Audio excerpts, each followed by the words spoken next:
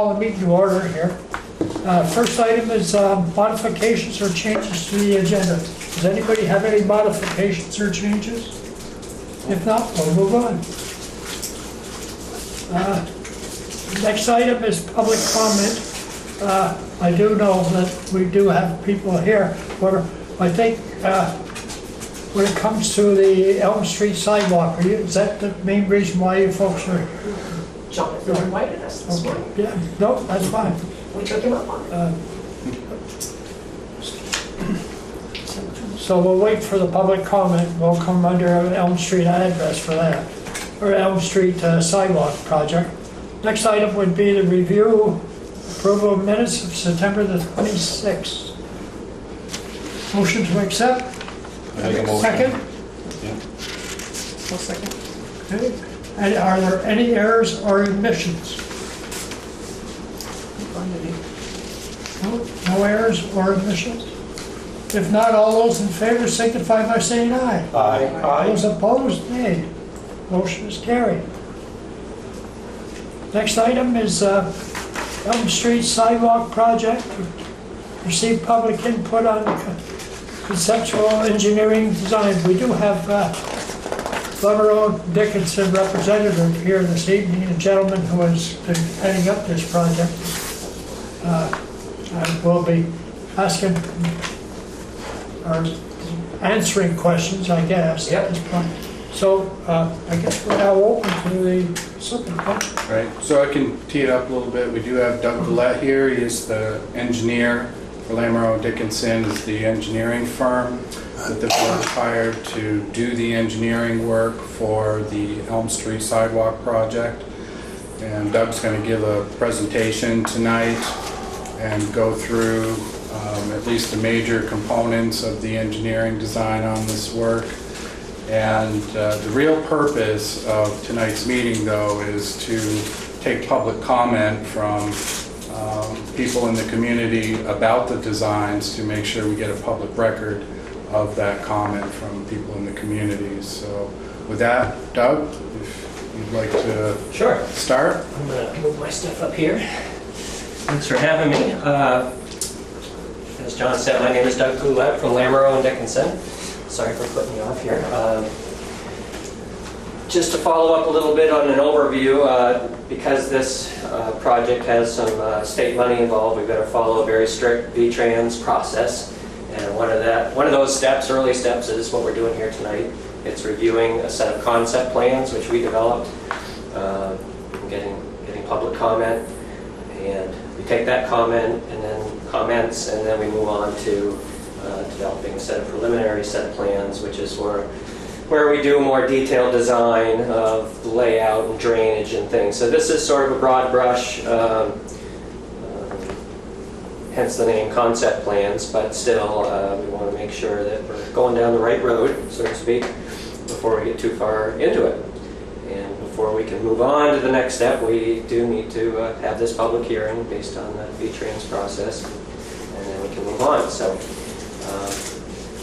I'll do a brief overview. I've got an overall plan here and then some big scale plans. I can give you as little or as much information as you want. You know, if you have a specific, as a landowner, a specific question about what's happening in front of your house, you know, if you just give me your street address and all, I can get to the right plan and we can talk about it. So having said that, let's just jump right in. So this project is a sidewalk project, obviously. It's about a half a mile long. It's going to start down here at West Berkshire Road. And it's going to follow the north side of Elm Street all the way to the emergency services driveway. And at that point, it's going to run along their driveway and connect into a gravel path that provides service to the recreational areas. In general, it'll be one continuous 5-foot wide strip of sidewalk, with the exception being it won't cross Water Tower Road, but it will cross all driveways, all private driveways as it runs down Elm Street. You know, the focus is to try to get people to realize there may be pedestrians, and having that sidewalk there is a kind of a visual indicator of, you know, you you should be looking both ways when you pull out of your driveway when you see that sidewalk, that brand new sidewalk going across. So, Doug, yes. I just want to backtrack a little bit to a comment you just made. You said it won't cross Water Tower Road, but I don't think that's really what you meant to say, because it is going to cross Water Tower Road. Well, there'll be a cross, But it's not going to painted cross. crossing, correct. It's not going to cross exactly at the intersection of Water Tower Road and 105, but it is going to cross Water Tower Road. Right, but there won't be a physical 5-foot sidewalk across the pavement of Water Tower Road is what I was referring to. There'll be a new painted crosswalk there for pedestrians to cross. Yeah, I just wanted to Yep, clarify that so yep. people weren't confused. But, right, the only differentiation I was making was that The sidewalk. across a typical driveway, Yeah. that concrete sidewalk will actually take the place of, say, a gravel or an asphalt Yeah. driveway in that location. Let's see. So from West Berkshire Road to the intersection of Pleasant Street, there is an existing sidewalk. So that sidewalk is proposed to be replaced. Generally the same location, just in general a little bit more to the north. What we're going for is a 5-foot green strip of grass between the existing edge of pavement and the new sidewalk. And that's just a safety buffer, if you will, that V-Trans, it's fairly standard. So right now it's not quite 5 feet, so we're ripping up all the old sidewalk and shifting it slightly north. There's a couple very large mature trees that we're going to be going out and around behind of, giving them a little more space than what's there now. So they get to live. They get to live. They get to live another day. So starting at Pleasant Street at the intersection, there is no sidewalk now, so we're going to be putting in new sidewalk as we talked about. And the goal is to get kids, pedestrians to the recreational facility more safely than they do now.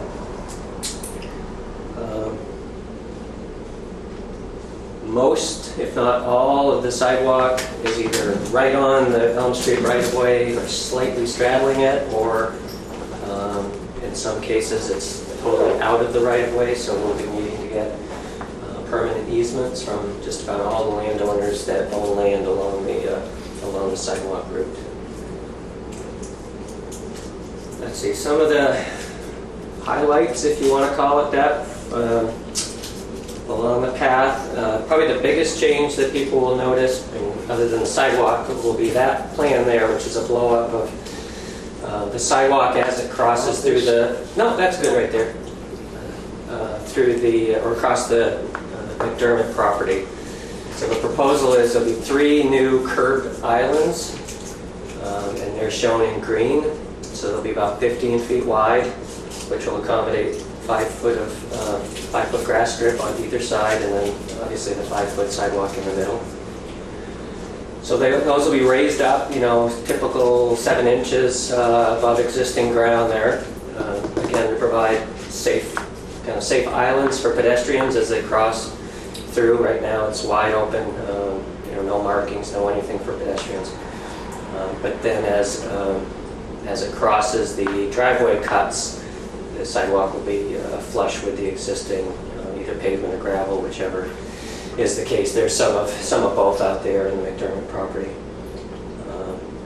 So that, and again, we're just sort of trying to control access to that property. We've worked with Mr.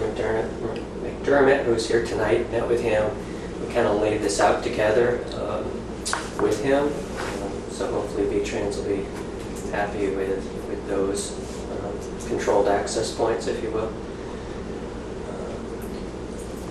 Let's see, the other change is right down at the intersection. We're proposing some additional curbing along the north intersection of Water Tower Road.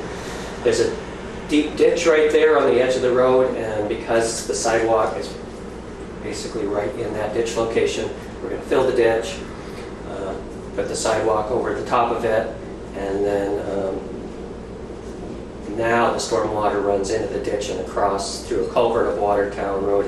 It will continue to do that, but we're going to catch it in a series of catch basins and pipes, And basically, instead of having that surface ditch, we're going to catch it in structures and pipe it across Water Tower Road, so that deep ditch will be gone right there. But still, we'll pick up all the water that gets to that point.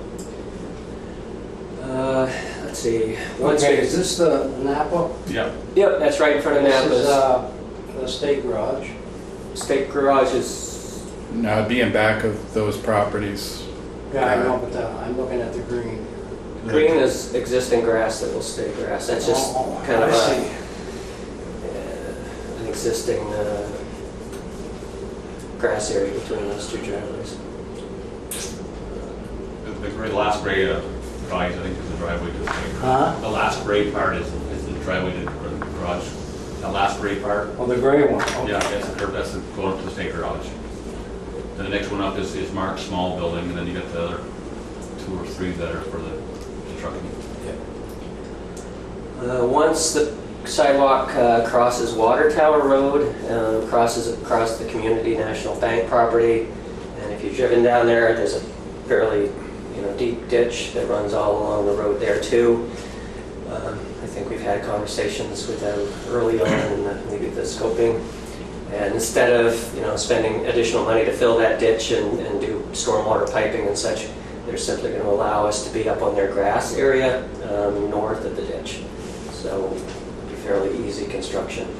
So at that location, the sidewalk will be further from the road than the typical location further to the east.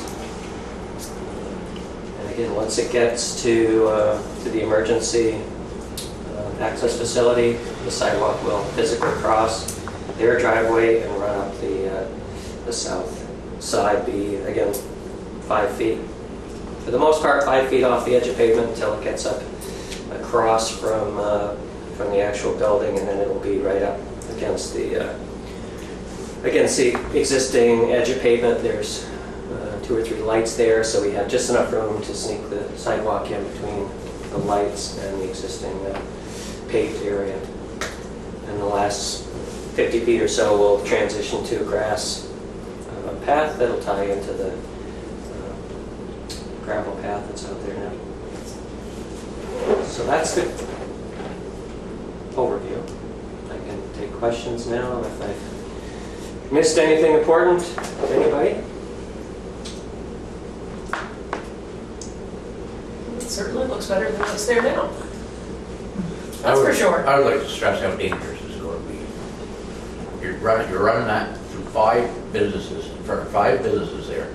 You've got a sidewalk across the road that doesn't have, you cross right into the only business you've got there. And you're going to run it right through 5 businesses where trucks, you've got 40 trucks going that yard every day, in and out. Kids walking up the sidewalk with their cell phones, texting, not looking where they're going.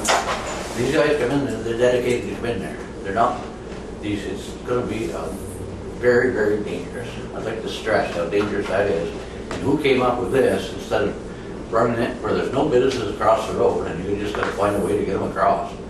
That's all there is to it. It's just, this is very, very dangerous. You're running across, the state trucks are coming down, cars are going in Napa, the place I am, the bank, the trucking company.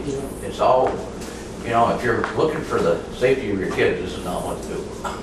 Because you know how kids go up the street looking at their cell phones? Well, this is what they're going to be doing up through there. 100,000 trucks coming in and out of the place. I don't know how it.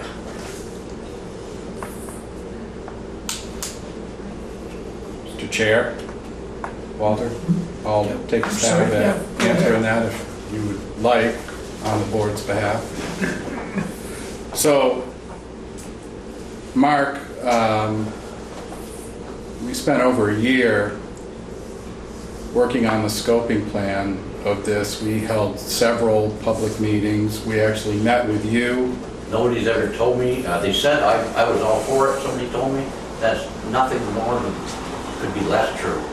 Well, I don't want to stick words in your mouth, but I was present at a meeting up there with you and Craig Snow. And at that feedback, point, you were going to go behind the garage. You were going all over. We were, you didn't even know we were looking at several different options at that point, but yeah. this coming in front of your building was one of the options that we talked about, and I was never told that this gave you a problem, and we held several public meetings about this over the course of a It's a year. big problem, and it's gonna be a big problem. I hear, I'm trying to answer your question. Okay, but I didn't, You if were you heard me asking, say I was all for it, you're very wrong. You heard the wrong thing. okay. So I'm trying to answer your question of how this design came about being. We did hold a public process. Unfortunately, I think in all of the public meetings we had on this topic, we had one person from the public show up to one of the meetings. And it was Mary Trihorn, who was, at the time, was the director for the Enosburg Recreation You Department. sent me, parts of it that we're gonna have meetings to us, people at McDermott. I don't think we set special notices only to you, No, but we but- did publicly advertise them. Well, I didn't- Yeah, You know, I wasn't here this winter, yeah. and, you know, I don't know, it's, you know, and for the expense of that, you could do across the Yeah. road for, you know, very lot less. I know Well, you've got a the- grant, you probably want to spend the and- grant, but and so- it doesn't make sense to me at all. To answer that question, Mark, you obviously want it on the other side of the road. The board did consider that and many other options. At one point, there were about half a dozen different options that the village trustees were looking at, and that was one of them, to come down the other side of Route 105 on the south side of it, where there is an existing sidewalk up to J View Road, which is the name of the road that takes you into Hannaford's Plaza there. And again, it was just kind of the same, all the same kind of concerns you're talking about, but more heightened, because then you're talking about having kids cross 105, which I'm sure you also realize is a dangerous road, Yeah. and take them right across that point where you've also got people turning very frequently into J View Drive to get into the But they're gonna plaza. cross 105 no matter what way you do it. Yeah, but it was perceived by the Board of Trustees that there were some parts of Route 105 that were more dangerous to have them cross than others. And it's part of, you know, the dilemma of this project is every avenue we looked at, every way to transport kids across that road has got a dangerous area. And there is no completely safe area to do this. And at the end of all those discussions, the Board of Trustees decided that this was the safest way to take the students or young people, So I my should input say, is- all things You made included. your mind up, and my input isn't gonna make much The difference. thing that was a It's all, problem, it's settled, this is what you're doing. There's no. I wouldn't no say that, input, that's no up change. to, it's up to the Board of Trustees to Okay. approve the final Whatever. design. They approved the scoping work, they have not approved the engineering work. I'm sure the trustees are very eager to hear whatever you have to say about it, but I was attempting to answer some of the questions that you asked in your comments.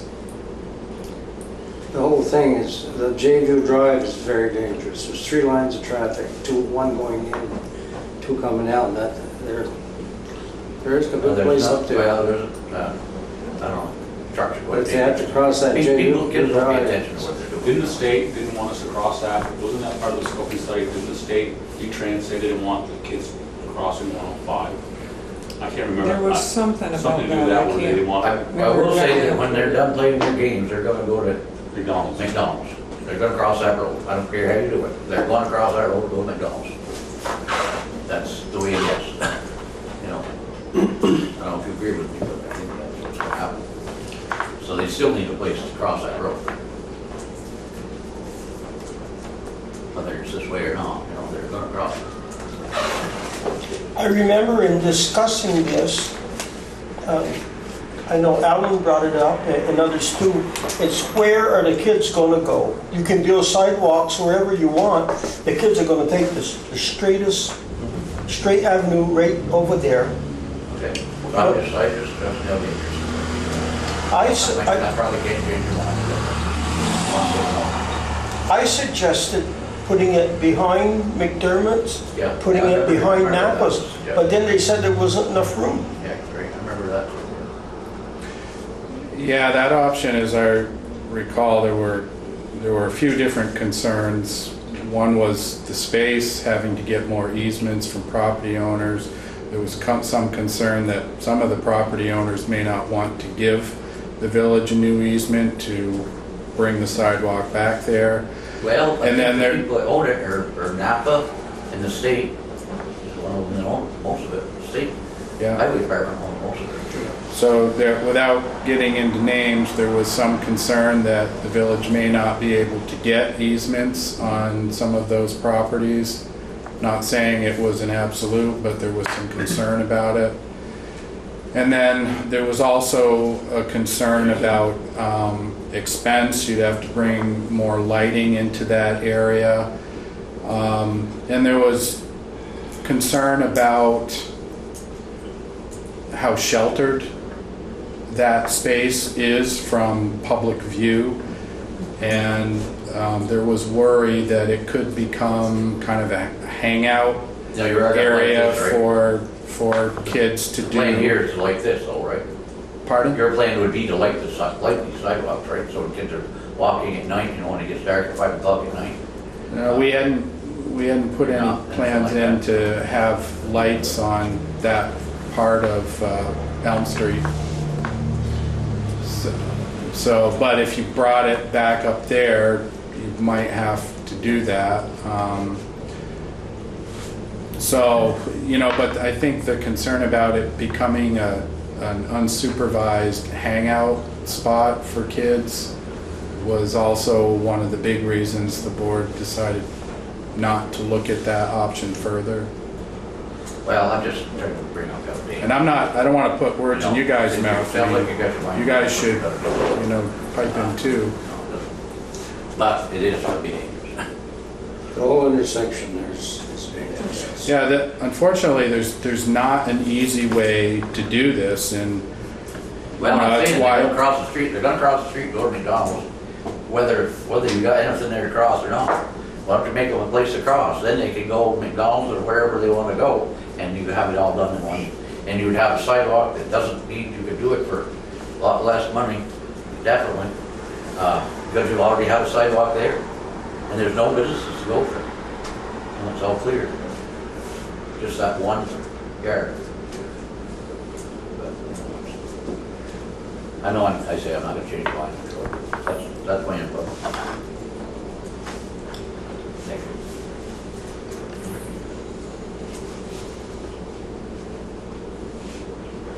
Does anybody else have any questions or concerns? Go ahead. I just heard the comment about there not having been any thought about lighting.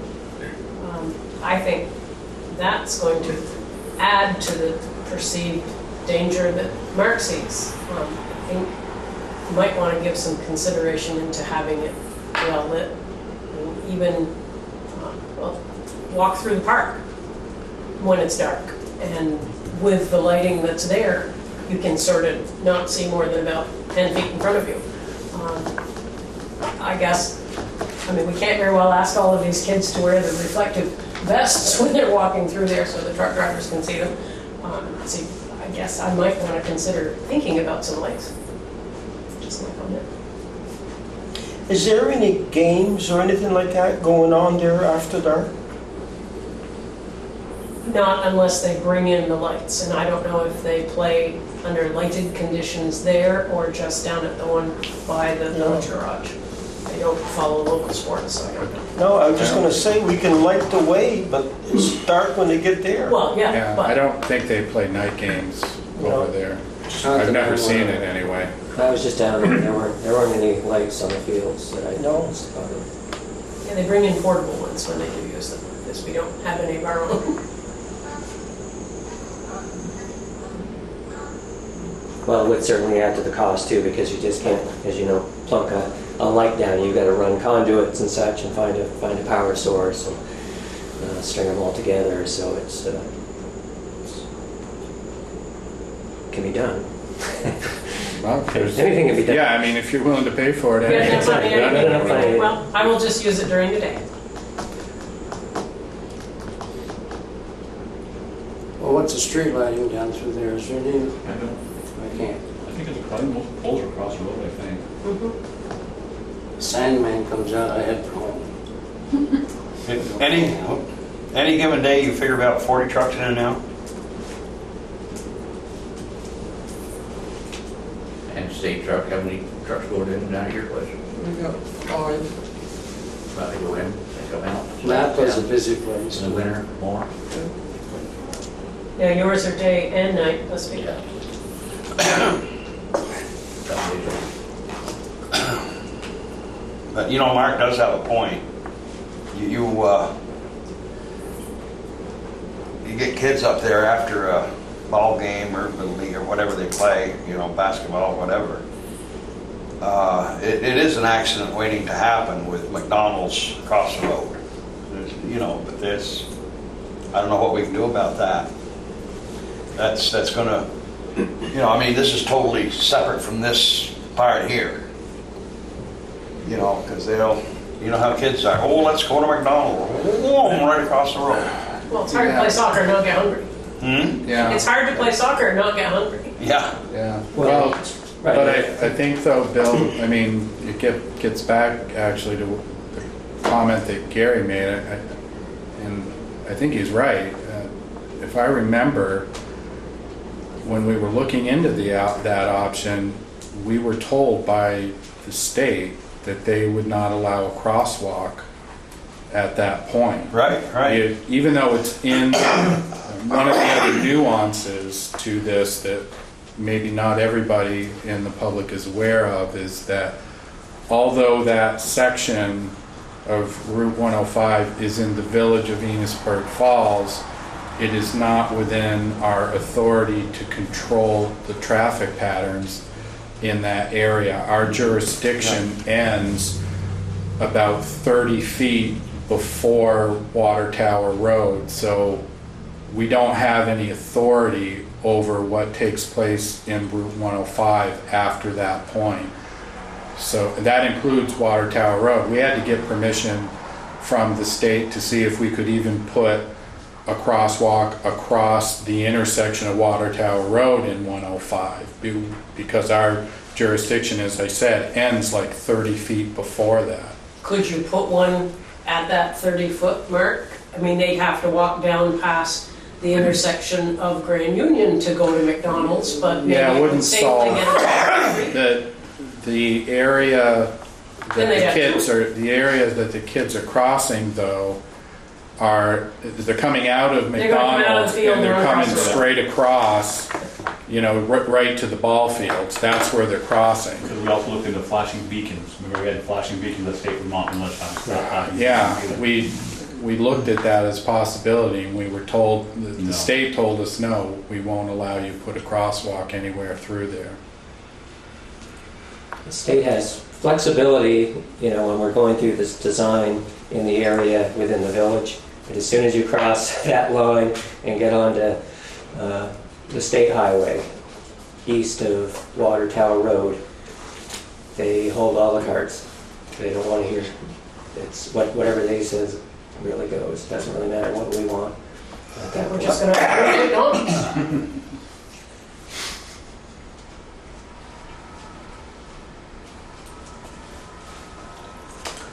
So I'm just saying that's, you know, another wrinkle in all of this that the board in their decision-making process had to work through. Leonard, I recall you last winter had some things that, and I don't want to put you on the spot, and if you don't have any comments now, that's okay, but I remember last winter you had brought to staff's attention that you had some concerns about some sections of this sidewalk. Do you, now would be the time to get those on record if you still have those concerns. The only concern was people down the street from me, the big old tree, Right. they wanted you to were- see that removed. Right, you were because- talking about the tree. I will tie myself to it. Now, what they brought up is it's old, and how much longer is it gonna live? And the sidewalk gonna be crooked, and it's gonna be there. It's a good story. You know who I'm talking about. No, actually, I don't. Well, the people that live there. Oh, well, they're old too. Ask them how they feel. We just Oh. told them to move on. That's, There's a reason we're not here forever. Yeah. That tree will die someday. Okay. That's one of the oldest So- trees in the village. But through the scoping study too, I mean, there was a kind of an archaeological consultant that kind of looked at the historic nature, which is all part of, getting funding is, look at how any project impacts historic structures and everything else. And even though a tree isn't a historic structure, they consider it part of the kind of the fabric of Elm Street, and that it is basically a historic thing, even though it's a living thing. So showing that as part of this project to be removed would probably be a real tough sell through the state process. God, you have mercy on the tree. There's really no trees proposed to be cut down with this project. That's wonderful. Because unfortunately, when they get cut down, it's very, very rare that another one gets planted. And you can look through the village and you can see where it's happened time after time. There might be shrubs and things, just because we might be pushing a few feet You back. need like to I plant said. a new one before you cut one down.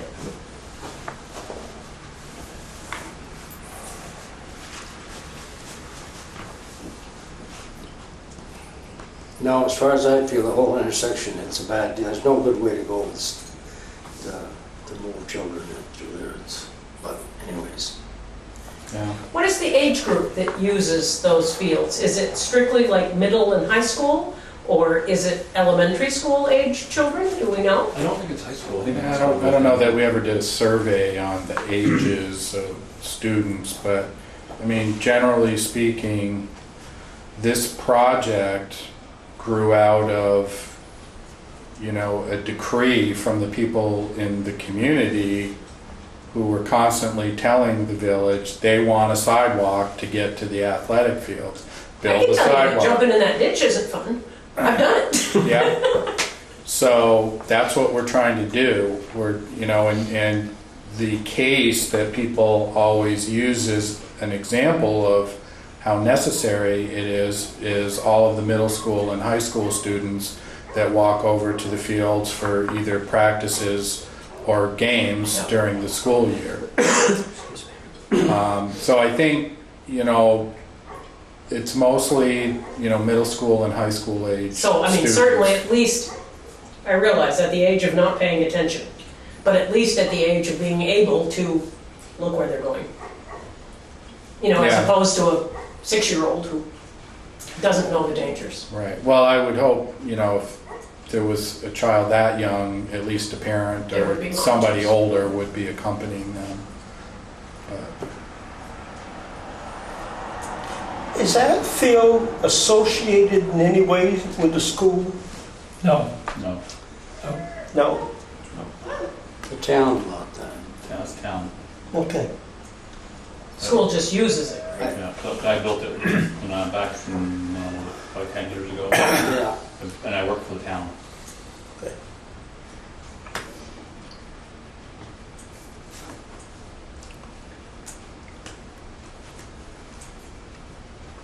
anybody else have any comments or? I think we can move on, couldn't we, John?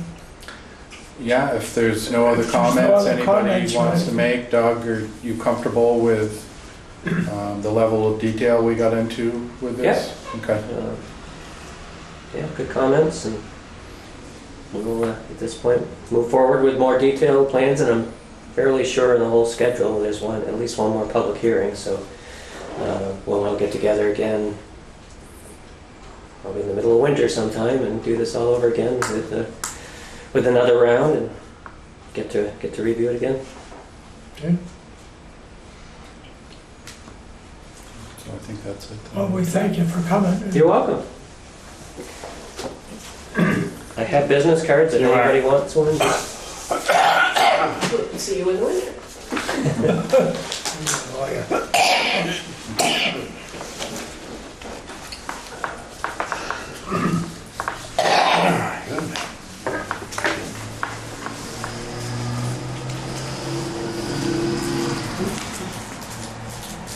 Oops, no, you're good.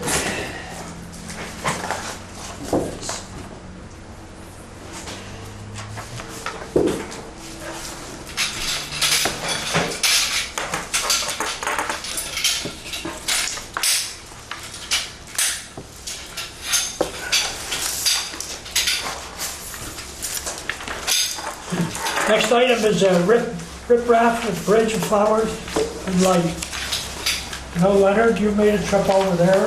You had a good look at things. I've been over there myself. Dave, had a look at it too. I think the looks of it speaks for itself. You know, I mean, it's not a path. I mean, No, it's the not. riprap was there before for umpteen years, and I don't see it as a problem myself. If we start putting signs there, we need to put signs down by the old penstock and behind Diesel One. If we start doing that, we open Pandora's box. Because even down by Island View, we got stone steps down there. Is that a liability also? I mean, That's right. we got all this different spots. When I walked down the other day, there were pine needles all over on the steps, and I was thinking the same thing. I'm gonna get hurt a lot faster here than I would if I tried to walk down Nimstone, but there's no reason. Why would you walk down there? I mean, There's no. It's not really a walkway or path. It's basically a riprap shoulder for armor for protection of the bank. Yeah. And again, no, George was all concerned, but. I actually make the motion that we drop all that. I'll second it. Okay, all in favor, signify by saying aye. Aye. Are you willing to go talk to him and and tell him that we just decided? If you go with me. I'll go with you, but you know, it just. I don't think anybody would walk down there. I mean, maybe a fisherman, but I doubt there's it. a lot easier ways to get down there besides going down that The one. looks of it tells you to stay out, really. I mean, I don't. I mean, that riprap was there before that, before they put that additional on. It's been there forever and no one's got. That's right.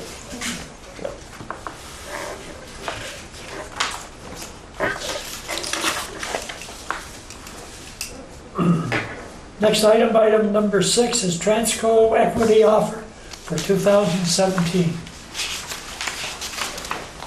Okay, so if the board flips in your package, you'll see a memorandum from Crystal Courier, who's the comptroller at Vermont Public Power Supply Authority. And this is an equity offer, which Transco does pretty much every year.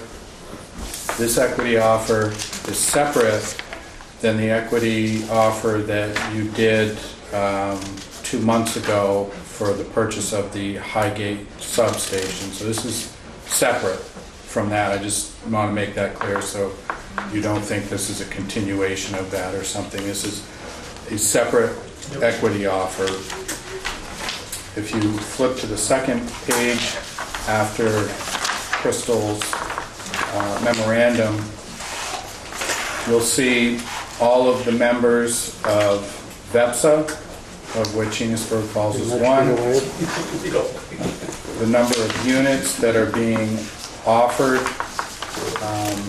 on a per rata basis to each of the members, and the dollar value of the total offer being made. So in the Village of Enosburg Falls case, that's $236,000 is this equity offer. And if you continue through the back end of that packet, you'll also see an email from Crystal outlining the terms that VEPSA would get if the village decided to move forward with purchasing the equity offer, which historically we have always participated in that. There's a good rate of return associated with these Transco stocks. So in Crystal's email there, you'll see there, VEPSA would be looking then to do this as a 10-year note at approximately 3.25% interest is the lowest interest rate they've gotten from banks so far. But at the time of Crystal's email, as she indicates, they were still looking for 1 or 2 banks to respond back to them. So it wouldn't be any worse than 3.25%, which was, I believe, the same as the Highgate substation offer that we did 2 months ago. So right now, VEPSA is looking to know from its members, first of all, do you want to purchase the equity, and if so, do you want to do the equity offer through VEPSA? And those are the 2 questions they're looking to have answered for tonight's meeting. Is there any target for this money, what it's going to be used for? Or it's being used expanding, for or a number of projects that Transco is working on. It's why they're continuously doing these equity offers. Again, just to refresh board members' minds in case you've forgotten, Transco is a limited liability corporation that is part of Velco, Vermont Electric Company. Velco owns and operates all of the transmission lines in the state of Vermont. In this state, we have only one transmission company that does all of the transmission lines that are then distributed to what's referred to as DUs, distribution utilities. That's like what most people would think of as a power company. Green Mountain Power, Village of Enosburg Falls, Swanton Village, whoever your power company is. But Transco has a statewide transmission system that provides that electricity to every, DU in the system. And Velco is owned by the utilities in the state. So we are also a co-owner of Velco. In order to raise funds to do the maintenance and expansion of their system when they need to, this is how they raise money. They put stock out to the owners of their company, which is us, all of the electric utilities in the state, to buy those stock options, and that's how they raise cash to do their projects. I'm just reading here there that says the structure will result in a small cost to Enosburg in the first couple of years. I mean, what's small and what's a couple? Well, she doesn't elaborate beyond that, so I can't tell you. I think what she's referring to is we'll be paying some interest on the transaction, as VEPSA will pick that up as part of their options through the bank when they finance through the bank. And I think that's probably what she's referring to, but that's not any different than any other year that we've been involved in this. I mean, that's part of the price of doing business if you want to purchase the stock. And the stock has historically had a good rate of return, up around about 11% annual on it. So this stock is all owned by Velco or utilities? It's not owned by Velco, it's offered by Velco. Okay. And we would then own the stock along with whoever else bought into the equity offer. And the equity offer is made to all of its owners, and they can choose to participate in it or not. See, the return on our investment's running at 11%. Yeah, that's historically about what it's been. It's cost us 3%. But most everybody in Vermont is, utilities are involved in this. Even Green Mountain. Yeah, it's pretty, It's not through over Velco. the years, it's been pretty unusual for someone not to take advantage of the equity offer. I'm not saying No. there haven't been people. I off the top of my head, I couldn't say who in what years. But I'm sure there have been some people, a few, over the years that have not, have chosen not to do the equity offer. But it's fairly rare. Town of Stowe backed out. I think Stowe, yeah, I think you might be right, Guy. I think maybe 1 year Stowe, but don't quote me on that. Yeah, I'm seems not to have sure. heard that. I wouldn't want to say off the top of my head, off my memory right now, who has done that and in what years they've done that. But I'm pretty sure there have been a few people that have chosen not to in some years.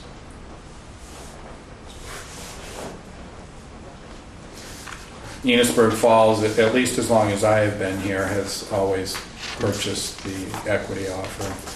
What was the rate on that? 3.25, but Crystal said she was waiting to hear back from one or two more banks, but so it wouldn't be any worse than 3.25. Yeah.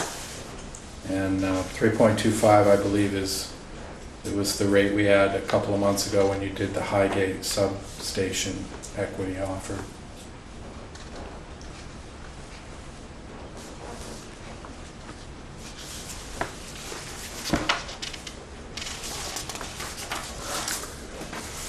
What do you think, Ellen? Go for it.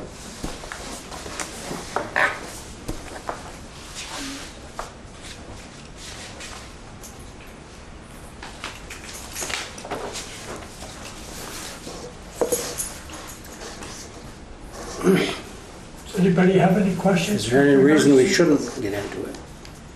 What's that? Is there any reason we shouldn't get into it? I guess that's another way. Well, we always have in the past, Yeah, and the returns have been good, there's no doubt about it. yeah. I'll make the motion to go ahead and with this I purchased the purchase. 236. Yeah.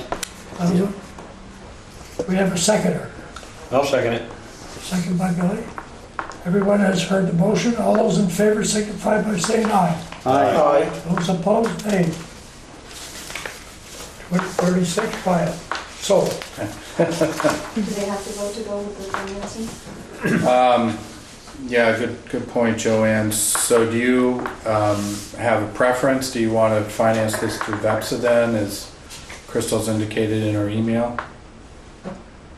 That's the second part of the question here. First is, do you want to be involved in the equity offer? But then second part is, do you want to do it through VEPSA? what other choice would we Everything have? else is with. Well, you could, in theory, we could go out On our own? on our own and try and find a better rate. I mean, if you didn't want to do it through VEPSA, we always have done it through VEPSA, but if you didn't want to do it that way, we could try and find a better rate on our own. What are the chances of that? Well, Those look like pretty competitive rates to me. This They is look- 10 years. Right, it's a 10-year note. They look, I don't know, I guess that my answer would be if we got a better rate, it wouldn't be a lot better. It might be a tiny bit better, but but you get more people under the same umbrella, the chances are when you're negotiating, you can bargain for a better rate. in my yeah, opinion. yeah, you have more volume, Yeah. more power. Yeah. You know, oftentimes you're stronger together than out on your own. And this will be a 3.25 fixed rate for 10 years?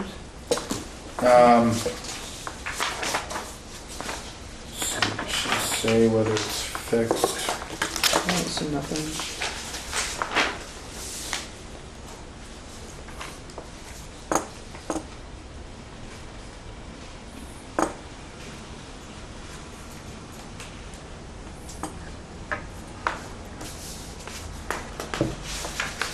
No, it won't be fixed, because that's where Bill's comment about there'll be a small cost. It's gonna be higher first, and then the rate's gonna go down. If you read that first paragraph in Crystal's email, it says this structure will result in a small cost to Enosburg in the first couple of years, as you had pointed out, Bill. And as the interest cost goes down, so the interest is going to go down, you will realize credits in later years. So you're going to get more money the longer the note. The rate will go down then the longer the note, so it's not fixed. Do we want to do it all in one motion, or should we? Well, all we need to, the purchase one has already been agreed to, Yep. and passed. Yeah. All we need right now is a motion to the effect that we finance through BEPSA. That's the only thing we're minus at this particular time. That is if we're going with BEPSA. I move we go with VEPSA. We're already in there. It'd probably be better if we were. Second? I'll second that, or Billy. Okay. We all know the motion. All those in favor signify by saying aye. Aye. Okay, so that's for 36 for BEPSA.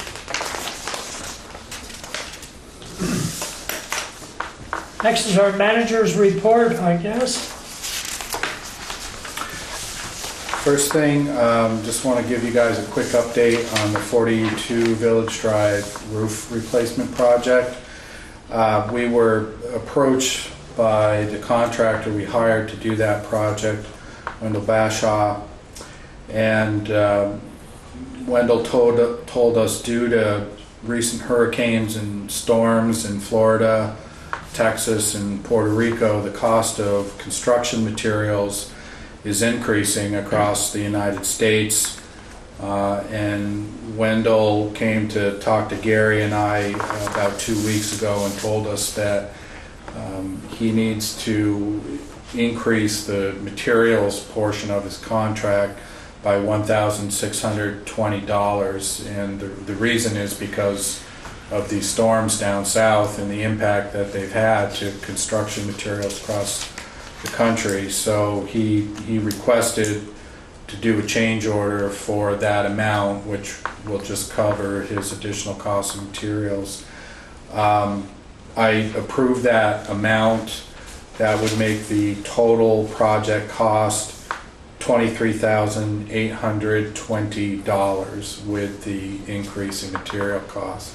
But that's still well within the $26,000 we had budgeted to do the project, so I took the liberty of approving Wendell's request. I felt, given the circumstances, that was fair.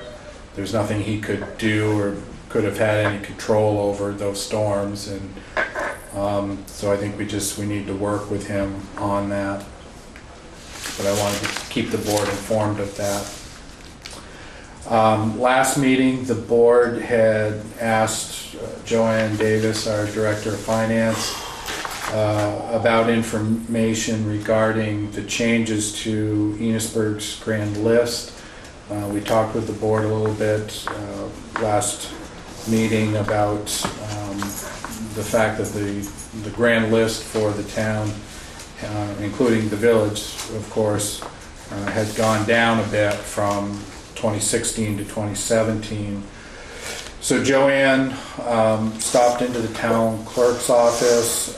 She had a conversation with Kermit Blaisdell, who is the lister for the town of Enosburg.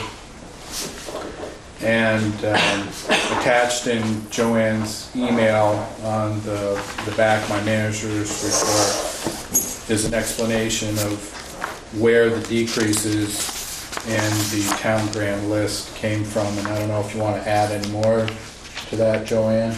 Kermit was really very helpful giving me the information, and I think he's had a big learning curve with how he's getting some of the information presented to him, because there were some utilities who had a significant decrease in the amount of lines that they had out.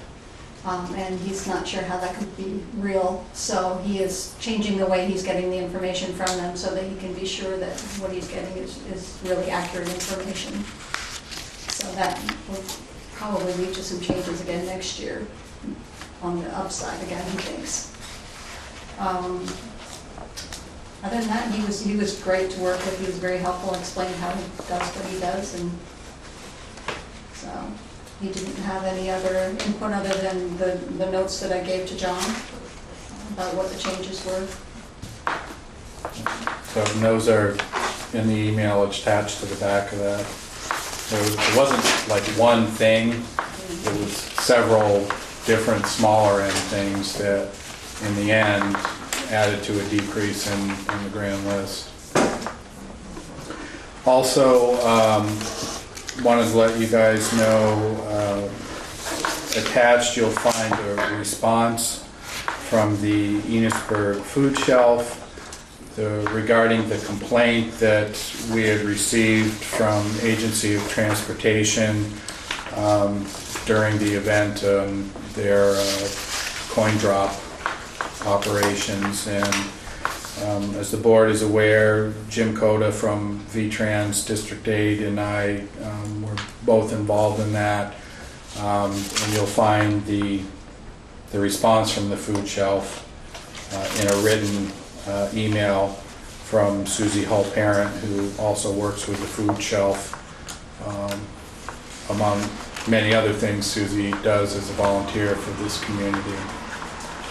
But she was nice enough to put their position in writing and sent her response to not only me but also to Jim Coda at V-Trans. So there's another thing I just wanted to bring to you guys' attention more at a national level, and then I got a couple other little follow-ups too. Earlier in the year, board members may recall hearing about the Trump administration's plan to eliminate tax-exempt status for municipal bonding in the United States. I think we all of us who work for local governments feel pretty strongly this would be a step in the wrong direction. And many local government organizations across the country have been working to make that position known and clear to the Trump administration. According to the October issue of NEPA Newsline, NEPA, for those of you who don't know, is Northeast Public Power Association, of which Enosburg Falls Electric Department is also a member. NEPA represents 75 public power utilities across all 6 states in New England. And according to the NEPA Newsline, that's their monthly newspaper they put out, the current plan from the White House, which was released September 27th, assumes the exception is maintained. So I think that's good news for municipalities across the country if we are able to maintain the tax exempt status for municipal bonding.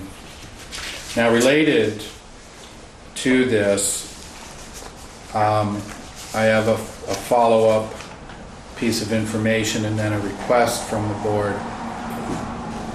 Later Friday afternoon, after the packet had already been distributed to you guys, I received an email from Ken Nolan, who is the general manager for Vermont Public Power Supply Authority, and he was contacted by American Public Power Association, who we are also a member of as well. APPA works at a national level.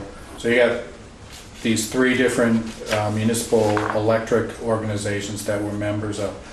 One at the state level, one at the regional level, meaning New England, and we're also members of American Public Power Association, which works at a national level for public power utilities. And APPA is asking for permission to have their members sign on a letter that will be sent to the Trump administration requesting that the tax exempt status for municipal bonding be allowed and not be discontinued.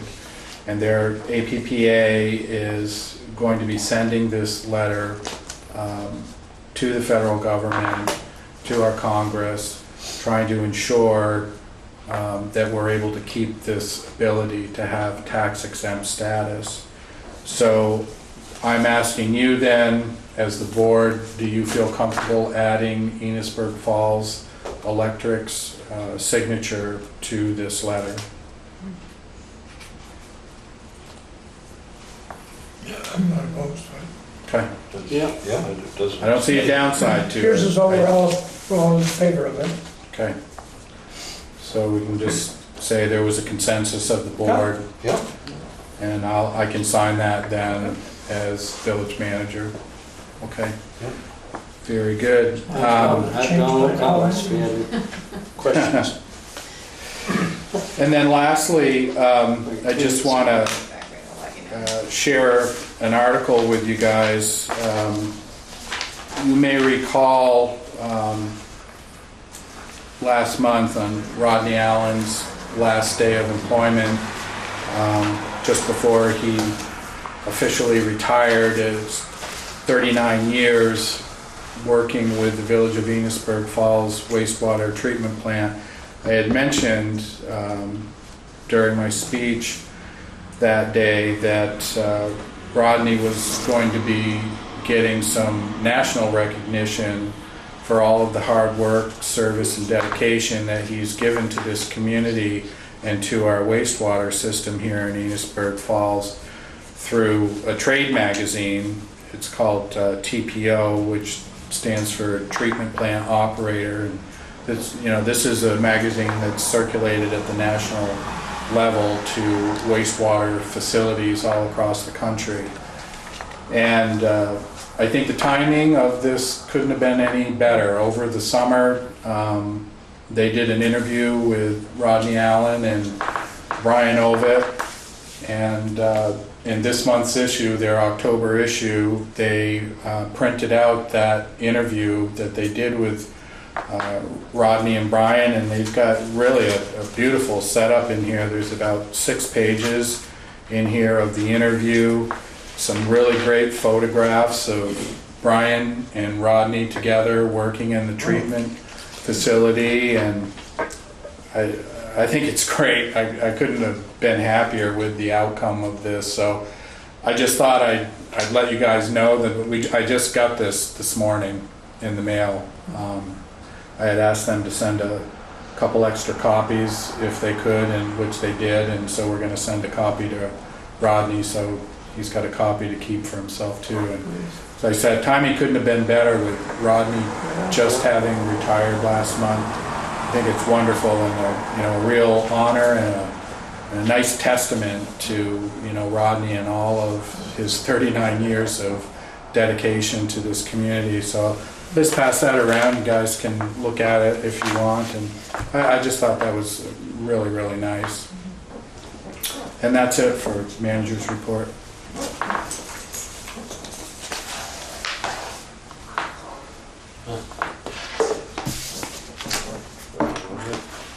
Yeah, there's like 5 or 6 pages in there they did on them. It's a nice layout.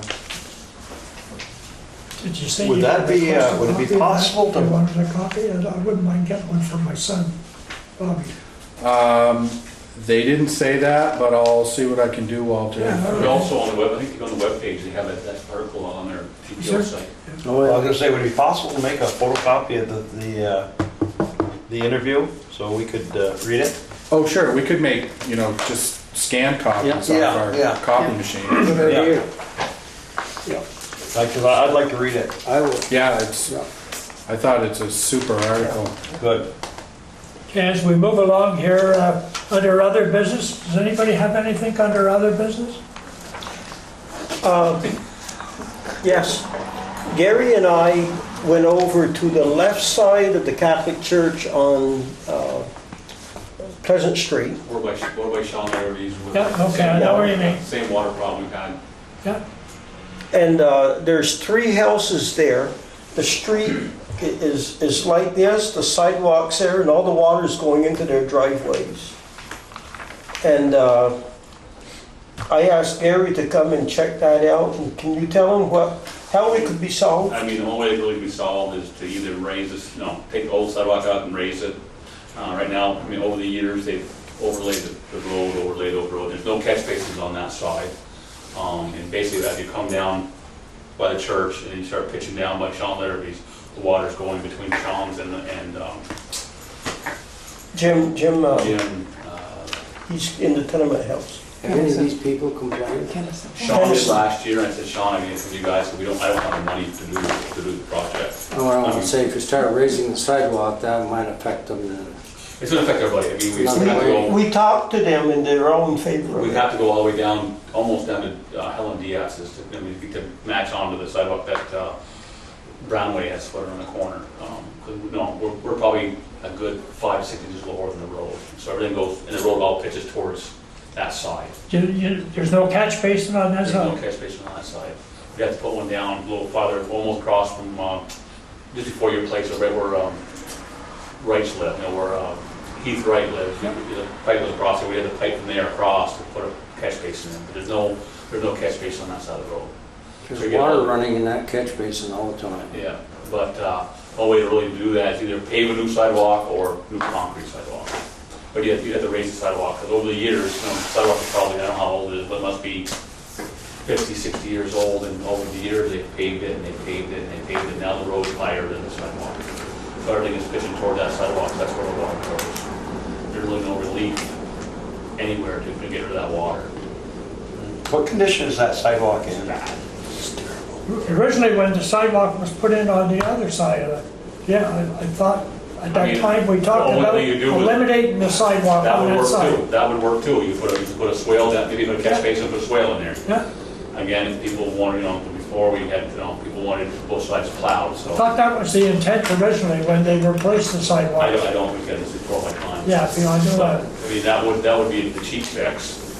Would be to grass it, put a little That's swale down to there. not going to stop the water from going into the driveway. Well, you could put a swale down between the, if they have grass, now you could put a swale, if you have more room now, you could put Yeah. a swale down through there. He's saying then take out the sidewalk Well, completely. and I'm talking then you could put a eliminate, swale in period. there. But that's a tough thing to do with on Pleasant Street with school kids. Right. You know, Yeah.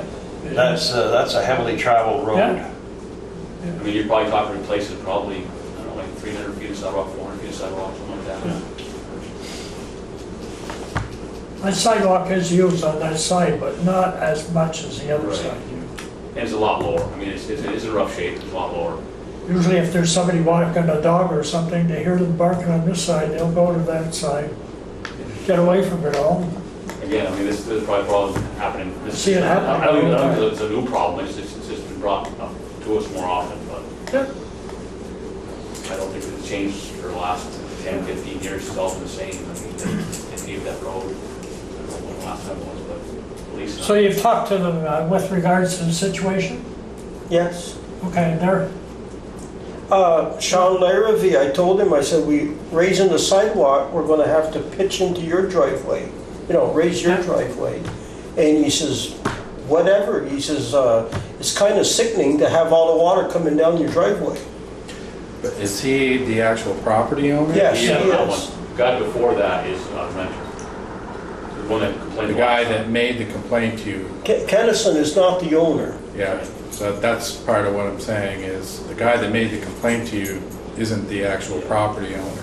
Well, they both complained. Yeah, Sean. Sean and him. Sean then I agree came with later that. and No, complained to you. Sean's next to him. Sean came Okay. last year, and I told him I didn't have the money for it, we had to go before the. I talked with Sean the other day, if that's what you mean, Jonathan. I talked with Sean one day and then I talked with Jim the day Okay. before that. Okay. And then the next house down is Kathy, home ec at school, at high school. Oh, yeah. Casavan, used to be Casavan House. Yeah. Okay, so That's- Mahaffey. That's- They own that house. And it used to be her mother's Yeah. house. Grandmother. That's in the right of way, that house, as far as I know. Yeah, could be. Okay, so I take it, your point of bringing this up is to report back to the board because you would raise this as an issue a meeting or two ago and let them know the research you and Gary have done. So it sounds like there is no easy fix to this. We certainly did not budget in 2017 to replace 400 feet of sidewalk on Pleasant Street. Well, So what, now you've been told this as a board, do you want staff to take any action regarding this, or are you content with the steps that have been taken? Are you talking to me or I'm talking to the whole the board. whole board? You brought this up Yeah. under other business. Yeah, So that's the report. It's been discussed now. This is kind of the lay of the land. And I'm asking then, so you've heard the report, do you want staff to do anything more on this? Or was your intent, Leonard, simply to report back to the board what your findings were? I want to report back, but I'd like to see something done in the budget in 2018, if it's possible. Okay, so you're requesting that staff put in the draft 2018 budget Yeah. replacement of that length of sidewalk down Pleasant Street? Okay? The thing that bothers me is you start raising the sidewalk and make a steeper driveway for them, if they haven't thought of that yet. They don't care. I talked to them, both of them, they don't care. They're just sick of water going down the drive. Well, both of them, the upper one, he doesn't own the house, I mean, He- yeah. Yeah, but I can't see how it would affect him much either. Probably does, but. What does the landlord have to say about it? her I have not talked to. Only really affects Sean there. That does go on his property. Yeah, that's what I'm saying. 'Cause You build it up, you can't do anything for build it up too for a high. resident that's renting a home. If you build it unless you have up the too high, approval. it'll go further down Pleasant. Oh, yeah. And then on, You can- where's Sandy Murphy. Murphy live? Does she still live there? Yeah. Yeah. She's still You there. I have to can put a see catch it, basin. I can see it going in there. You have to put a catch basin just before that. There's a lane. catch basin there that runs, We can put a catch basin in and pipe it into the system.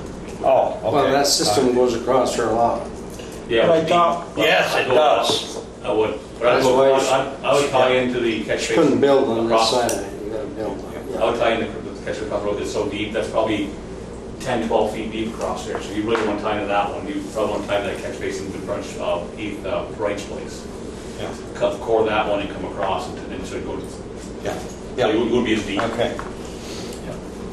I have one item under other business, and that is, Jonathan, we were preparing our agenda for a joint meeting with the village and the town together. If we could add status of health officer, we no longer have, Status of health officer? yeah, Okay. just give us guidelines down the road. Right now, we have one out on the highway, all over. Okay. Very good, I'll add that. Okay, thank you. Does anybody else have anything to add to that agenda for the joint meeting? No? If there is anything that comes up during the week, don't hesitate to contact John. Our next meeting will be discussing it, won't we? It's the November 14th. Oh, November meeting. 14th, so we have time to think about it. So you- Yeah, if there's anything else. And if there's nothing else under other business, I'll accept the motion to go into executive session. So move. Second? I'll second that.